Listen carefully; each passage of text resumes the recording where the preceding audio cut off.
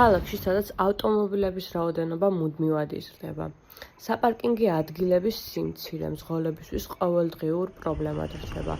თავისუფალი ადგილის ძიებნაში დაკარგული დრო და გადატვირთული ქუჩები. ეს არის გამოწვევა, რომელიც მოქალაქეებს ყოველდღიურად ხდება.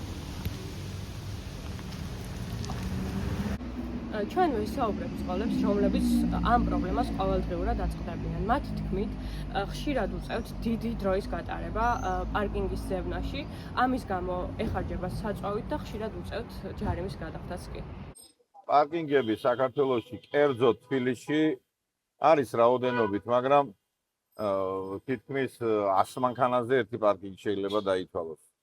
50 მანქანაზე ერთი პარკინგი დაითვალოს და არის გაუსაძლისი სიტუაცია. ჯერ ჯარიმები არ ძალიან ძვირი. იმ 10 ლარიან ჯარიმას აიტანდა კაცს, ეხლა 50 ლარი როა გადასახდელი ძალიან რთულია. მით უმეტეს გაჭირვება ხალხში ფული არ არის და 50 ლარი ძალიან ძვირია. თუ გადაგისცეს ჯარიმა, გისამაგდება თანხა. ამის მოგვარების ტენდენცია როგორც შეიძლება და ვერ დაემატება ქალაქში პარკინგი, იმიტომ რომ ფაქტიურად აღარ არის ადგილი. არ ჩანს ადგილი, ალტერნატივა არ ჩანს არანაირი.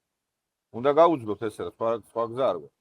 ალტერნატიული რამე რო ჩანდეს, აქამდე მიხედავდნენ და გააკეთებდნენ. მთავრობა მიხედავდა, მაგრამ ეთყობა არ არის.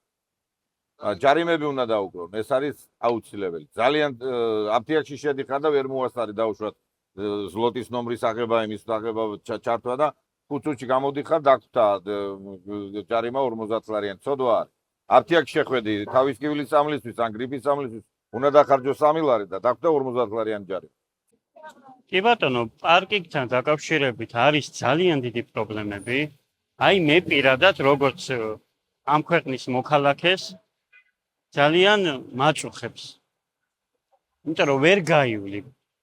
მოტორბოლელები რო ველოსიპედით რო დადიან.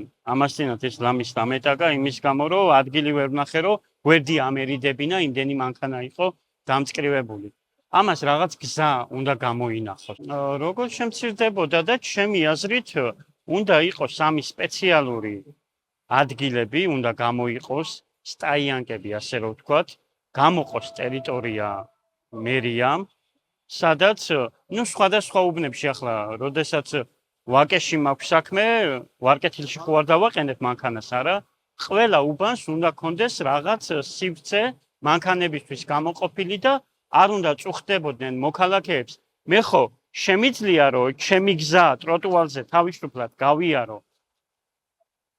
შემიძლია ხო? და არ უნდა იყოს ასეთი დისკომფორტი. მე ძალიან დისკომფორტს მიქმნის ეს ავტომანქანების ასე თან დაყენებასაც გააჩნია რა.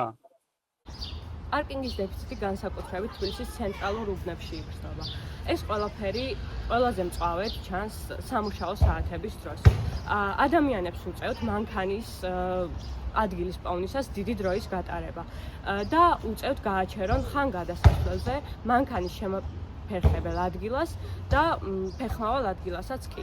რაც პრობლემას კიდევ უფრო ამწვავებს.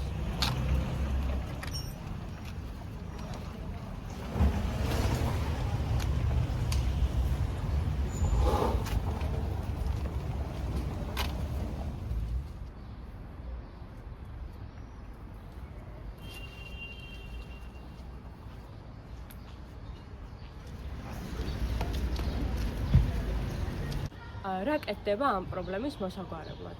ამ კითხვით შესაბამის უწყებას მივმართეთ, რომლებმაც გადაღება არ მოისურვეს, მაგრამ განაცხადეს, რომ იგეგმება ახალი საპარკინგეს სისტემების შექმნა, სატრანსპორტო საშუალებების გაიაფება, რაც საგრძნობლად შეამცირებს პარკინგების პრობლემას და აღმოიფრება ყველანაირი პრობლემა ამასთან დაკავშირებით.